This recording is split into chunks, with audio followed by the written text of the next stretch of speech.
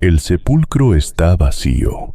Jesús no ascendió de inmediato al cielo.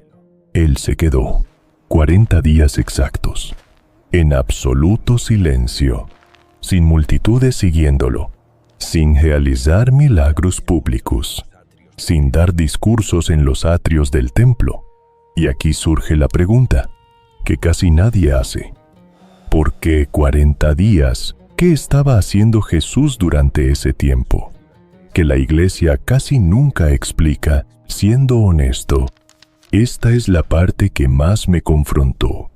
Al estudiar este texto, no fueron 40 días de simple espera, fueron 40 días de una construcción deliberada. Cada aparición tuvo un motivo, cada conversación fue diseñada, cada gesto fue calculado. Tenía un propósito profundo, que solo se entiende cuando se conoce el lenguaje que Dios ha usado desde Génesis. Lo que descubrirás en los próximos minutos no es solo historia antigua, es el mapa de cómo Dios prepara a las personas antes de usarlas. Y cuando llegues al final vas a entender por qué lo que Jesús hizo en silencio importa más que cualquier milagro público que haya hecho. El número 40 no es un accidente cronológico en la Biblia, es profundamente teológico. Es el lenguaje exacto que Dios usa para señalar una sola cosa: preparación ineludible antes de una nueva era. La Biblia registra a Moisés subiendo a la cumbre del Sinaí, 40 días envuelto en humo impenetrable, antes de recibir la ley. Ese fue el pacto fundacional que definiría a todo Israel. Luego, esa misma nación caminó bajo el sol ardiente, 40 años mordiendo el polvo del desierto antes de entrar a la tierra prometida. La historia también documenta la crisis del profeta Elías. Caminó 40 días hasta la cueva del monte Horeb, antes de recibir su comisión renovada. Y el propio Jesús enfrentó la arena quemante de Judea. 40 días de ayuno absoluto, antes de iniciar su ministerio público. Detente un momento. Cada vez que aparece el 40 en el texto sagrado, lo que viene después cambia el mundo por completo. Por eso Jesús eligió quedarse exactamente 40 días con ellos. La Biblia confirma este periodo de tiempo.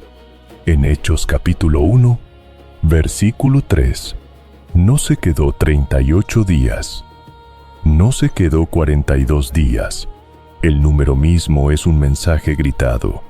En el más profundo silencio, algo completamente nuevo estaba a punto de comenzar en la tierra, y el primer movimiento de esa nueva era. Nadie lo esperaba.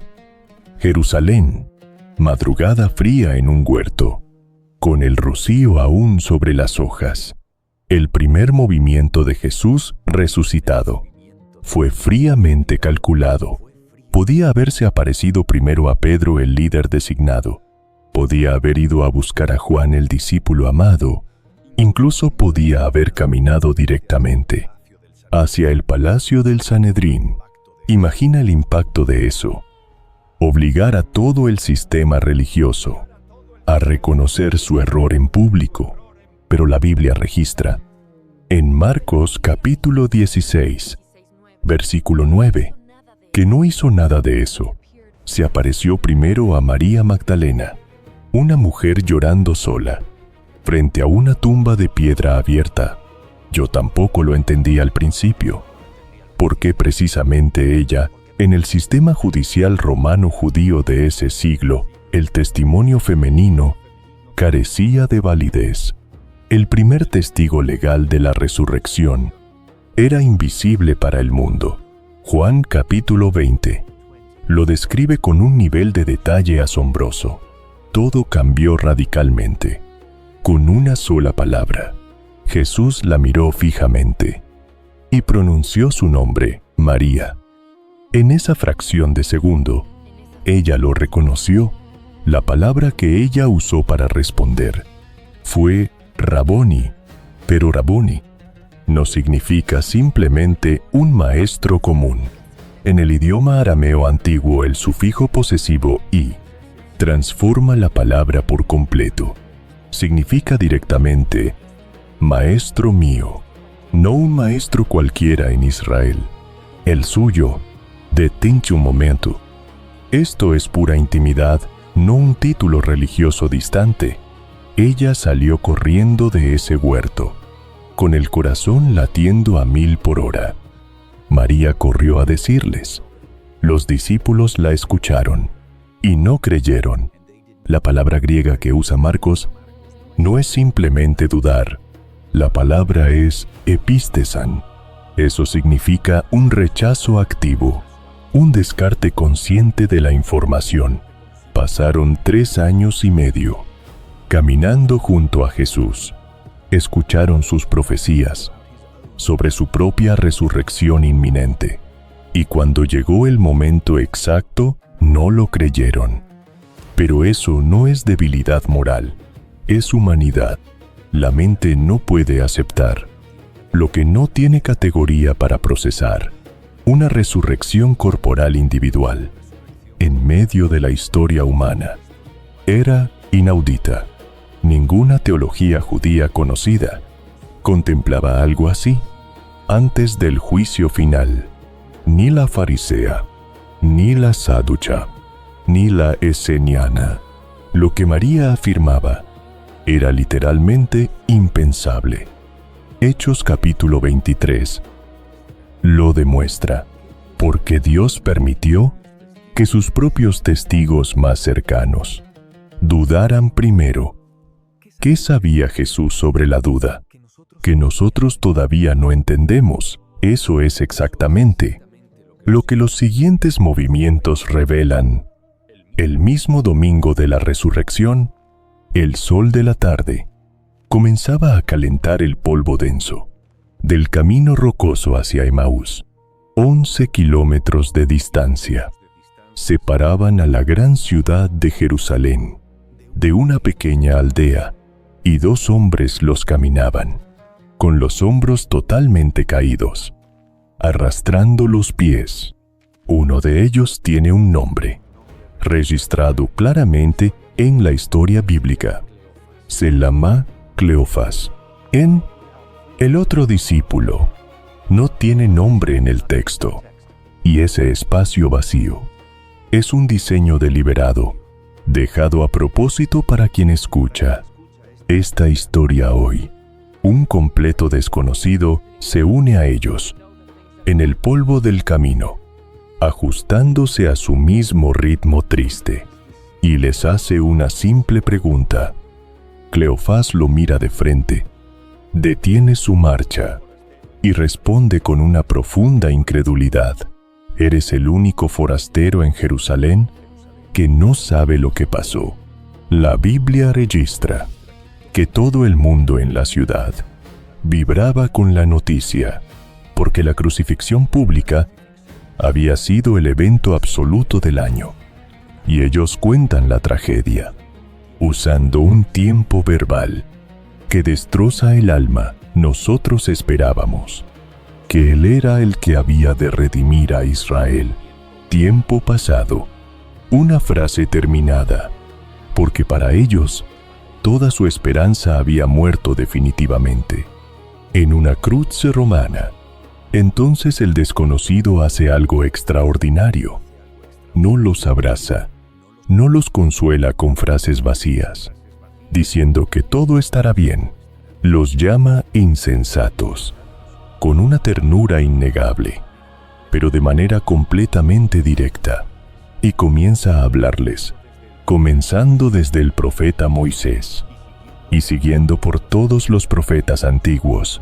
Les declaraba en todas las escrituras lo que de él decían. Fueron 3 horas de caminata implacable, recorriendo todo el Pentateuco, desgranando cada rollo profético. Muchos estudiosos coinciden, basándose en la investigación de Alfred Ederheim, que existían más de 456 pasajes del Antiguo Testamento que los rabinos del primer siglo reconocían como mesiánicos. Detente un momento. Jesús los recorrió absolutamente todos. En ese trayecto, no caminaba con un pergamino abierto en la mano, lo hizo de memoria, desde adentro, porque él mismo era el tema central. Finalmente llegan a la aldea de Emaús, y el forastero hace ademán de seguir adelante, pero ellos insisten fervientemente: quédate con nosotros. La Biblia confirma que en la mesa, cuando toma el pan, lo bendice y lo parte. En ese mismo gesto, sus ojos se abren y él desaparece. Él desaparece de su vista. En un segundo. Siendo honesto, esta es la parte del texto que más veces volví a leer. Mientras preparaba este estudio, nadie lo sabe con certeza, pero Cleofas no estaba yendo a la aldea de Emaús de visita. Él estaba regresando. De forma definitiva, estaba volviendo a su vida anterior. Huyendo del dolor, regresaba a lo que era antes de conocer a Jesús. 11 kilómetros de polvo. Es una caminata larga, de 3 horas, cuando uno sale de Jerusalén, con los hombros totalmente caídos, caminando después de la muerte trágica de quien creías que era el Mesías. Esos 11 kilómetros solitarios son tiempo más que suficiente para tomar una decisión en tu mente. Y la decisión era simple: esto terminó. Ya no hay absolutamente nada aquí, para mí, en esta ciudad. Y lo que nadie habla de esta parte es cómo actuó Dios. Jesús no los detuvo por la fuerza. Antes de que salieran de Jerusalén, no les gritó desde la puerta del sepulcro. Para ahorrarles el trauma, simplemente los dejó caminar, alejándose de la promesa. Los dejó llegar hasta tocar su oscuridad más profunda en ese viaje. Y entonces, exactamente en ese punto de quiebre absoluto, Lucas capítulo 24 confirma que los alcanzó. Él caminó el mismo sendero de decepción. Junto a ellos, se introdujo en el centro mismo de su frustración humana. Dios no le tiene miedo a tus caminatas de regreso, cuando sientes que la esperanza murió.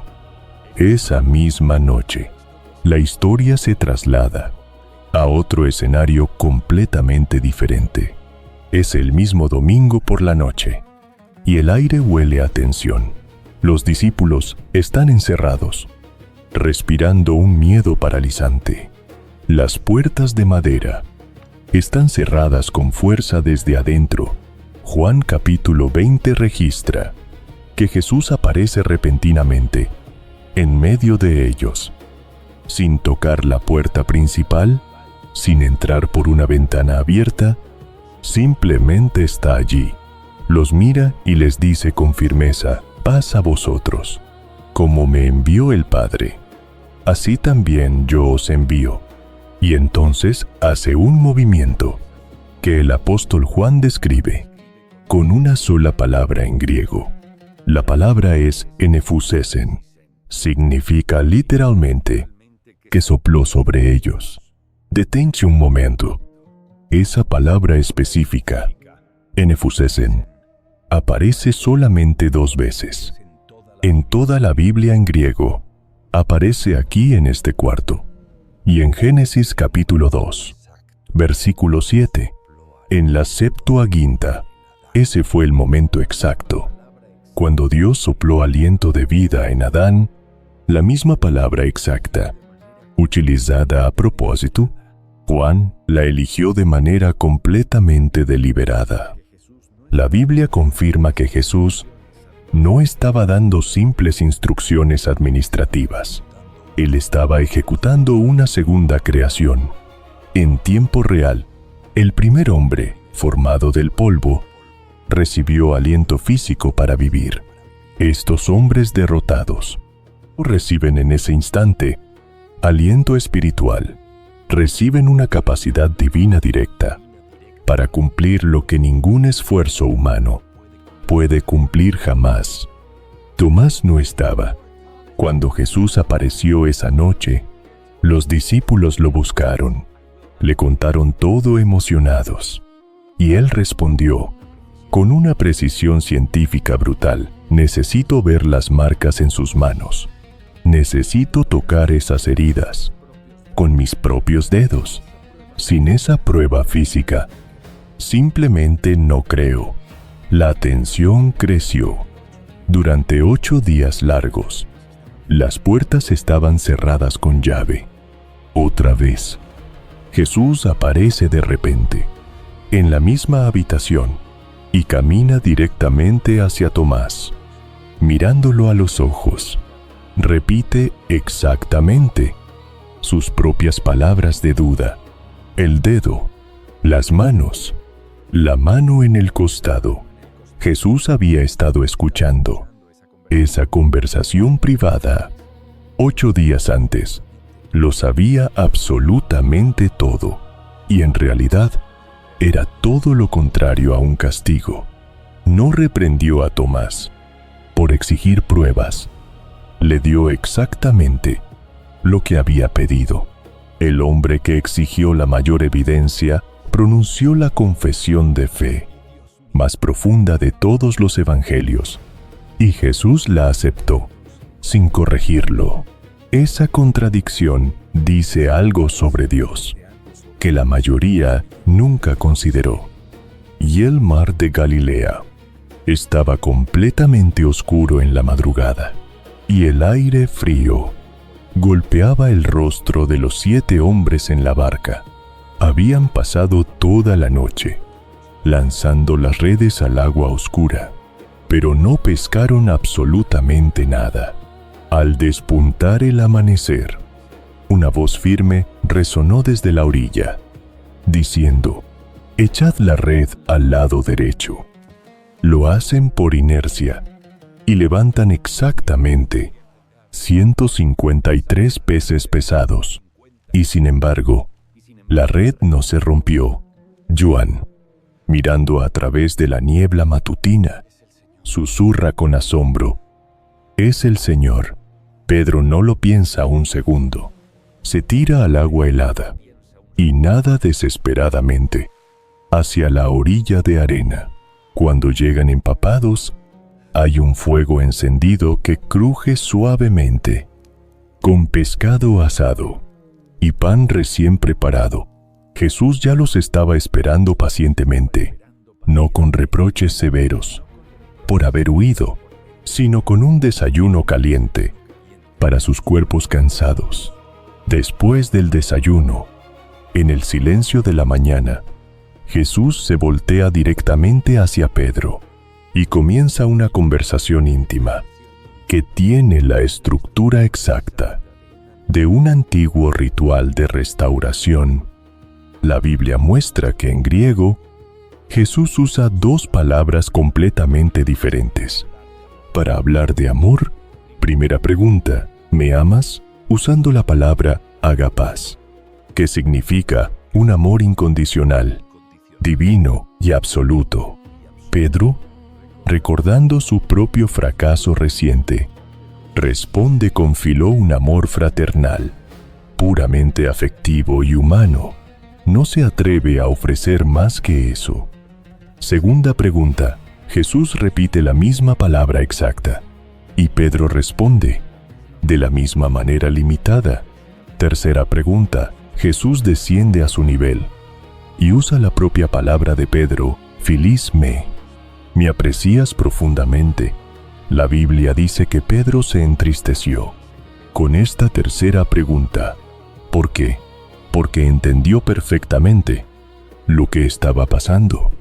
En ese momento exacto, fueron 3 preguntas específicas y 3 respuestas dolorosas. 3 negaciones borradas, una por una, en el mismo idioma en que ocurrieron en voz alta, frente a otros hombres, al lado del fuego ardiente. La última vez que Pedro estuvo temblando, al lado de un fuego, negó a Jesús 3 veces seguidas. Esta vez, al lado de otro fuego reconfortante, lo afirma con lágrimas. 3 veces.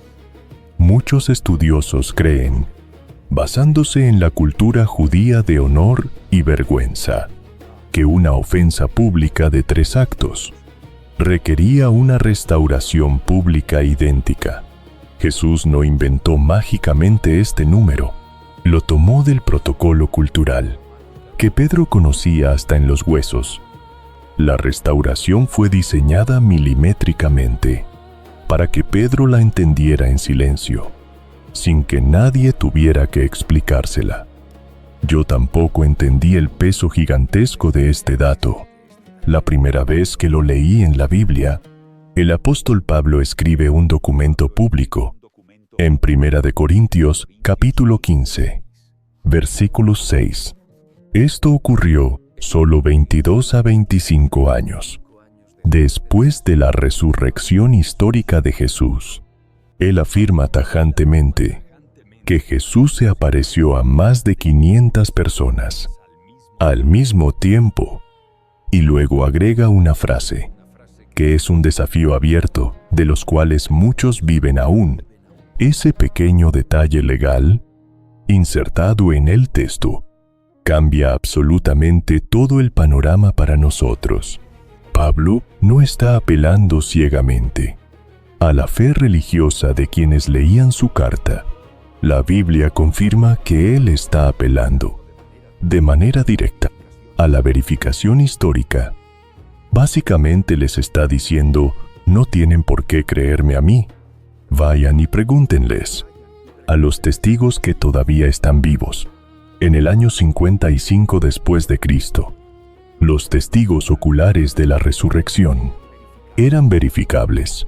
Eran personas físicas, localizables en la geografía del imperio y completamente interrogables por cualquier escéptico. 500 personas experimentando exactamente lo mismo, de manera simultánea en un lugar. La mayoría de los estudiosos coinciden en que las alucinaciones colectivas no existen en la literatura psiquiátrica. Las alucinaciones son, por pura definición científica, experiencias estrictamente individuales en el cerebro y no compartidas. Lo que Pablo describe en esta carta a los Corintios no es misticismo ni un mito antiguo. Es el lenguaje calculado de un hombre que sabe que su afirmación puede ser comprobada hoy mismo. Llegó el último día de los 40. El escenario final fue el Monte de los Olivos, una elevación ubicada al este de Jerusalén, a menos de 1 kilómetro de sus imponentes murallas. La Biblia registra en Hechos capítulo 1, versículo 8, que allí Jesús habla por última vez. Les entrega la estrategia de expansión más precisa, registrada en todo el Nuevo Testamento. Debían comenzar en Jerusalén, avanzar por toda Judea, cruzar hacia Samaria y llegar hasta lo último de la tierra. Y entonces, mientras ellos escuchaban, fue alzado del suelo. Una nube densa lo recibió y lo ocultó de su vista. Sus discípulos se quedaron estáticos, con los ojos totalmente fijos en el cielo.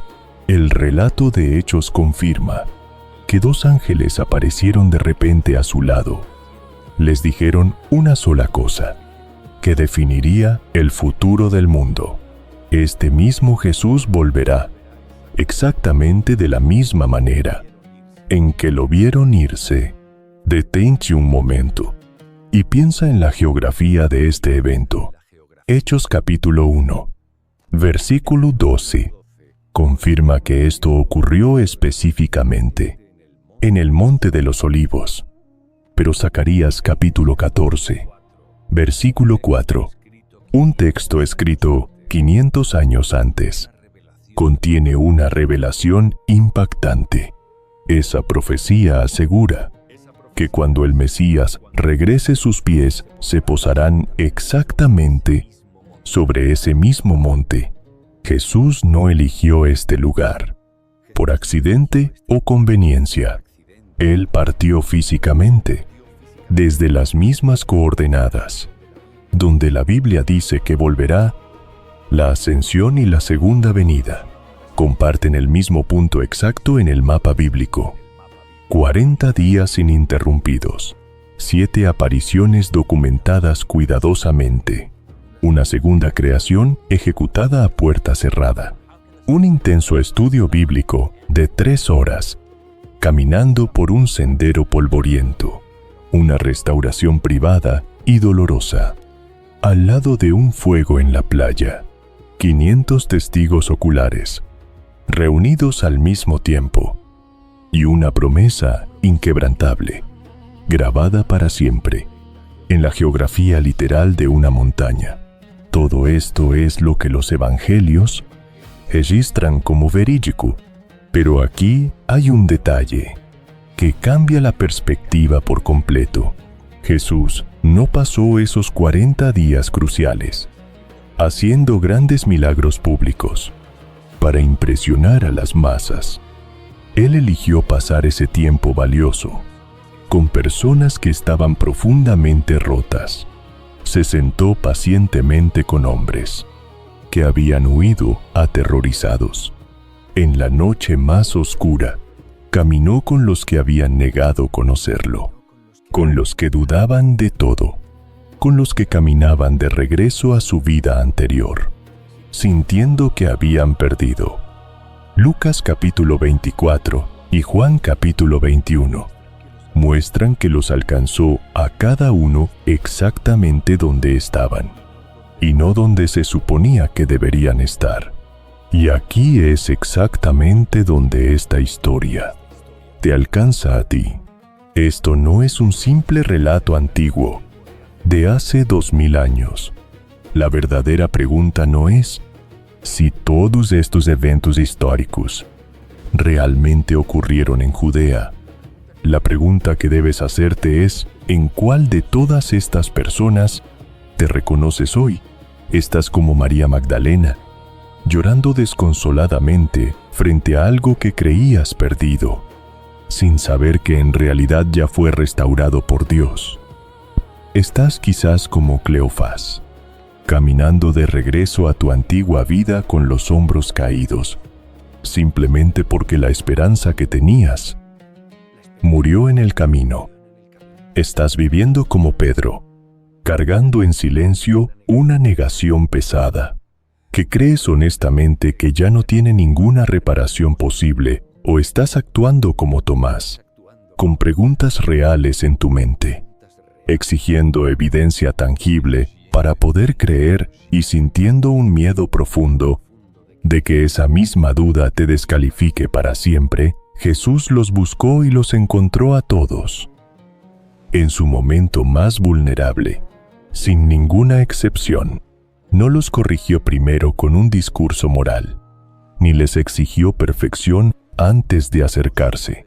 Llegó suavemente, con un fuego encendido en el frío, con pescado preparado para su hambre, y con una pregunta diseñada exactamente para sanar la herida específica que cada uno cargaba en el alma.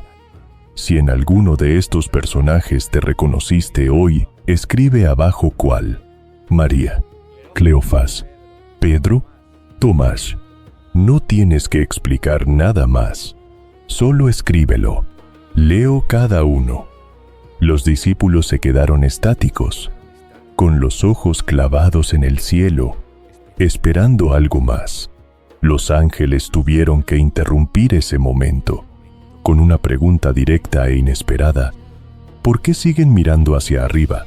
La Biblia confirma, en Hechos capítulo 1, que esto no era un reproche divino, era una dirección estratégica clara para el futuro inmediato.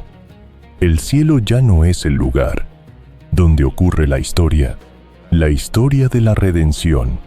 Ahora está en la tierra, y en las manos de ellos Pero la historia no termina ahí. La ascensión no fue, de ninguna manera, un abandono traumático para los 11. Fue una transferencia masiva de autoridad para el mundo entero. Jesús les había dicho una verdad, que al principio sonaba desconcertante. Es mejor para vosotros que yo me vaya definitivamente, porque si no me voy, el Consolador no vendrá a ustedes. La Biblia registra, en Juan capítulo 16, que la partida física era la condición absoluta para recibir el poder espiritual. Lo que Jesús construyó en esos 40 días, en completo silencio, lo cambia absolutamente todo. Él dejó a María Magdalena totalmente restaurada en un huerto. Dejó a Cleofas con los ojos bien abiertos en una mesa. Dejó a Pedro comisionado y perdonado frente a un fuego.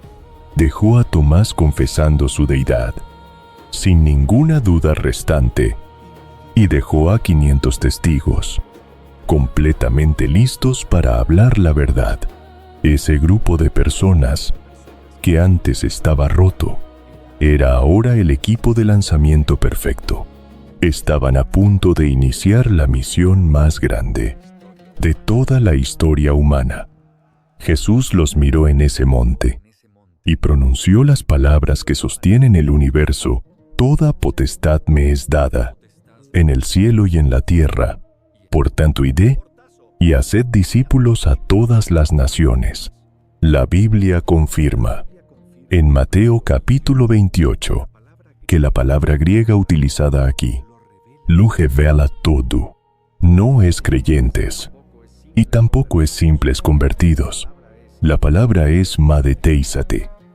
Significa literalmente haced aprendices, que estén totalmente comprometidos. Se trata de personas que viven de una manera radicalmente diferente. Viven distinto, porque están aprendiendo a diario de alguien muy específico. Roma cayó, con todo su poder militar aplastante. Babilonia desapareció. Bajo la arena del desierto, el inmenso imperio persa se desvaneció por completo. El temido imperio mongol se disolvió en la historia. El imperio británico eventualmente se retiró de sus inmensos territorios. Lo curioso es la persistencia de esta única orden. La comisión que 11 hombres asustados recibieron en un monte aislado de Galilea sigue intacta. La evidencia de las sociedades bíblicas unidas confirma algo asombroso. Esta orden sigue viva y activa hoy mismo. En 2026, está operando en más de 7,000 idiomas distintos. Se expandió vigorosamente en cada continente habitado de la tierra. Y he aquí, yo estoy con vosotros todos los días, hasta el fin del mundo.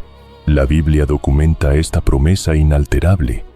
En Mateo capítulo 28, no prometió hacer visitas ocasionales cuando las cosas estuvieran bien. Prometió una presencia continua e inquebrantable a su lado. Es la única promesa en la historia humana que no tiene fecha de vencimiento. Fueron 40 días que desafían toda nuestra lógica humana sobre cómo funciona verdaderamente el éxito.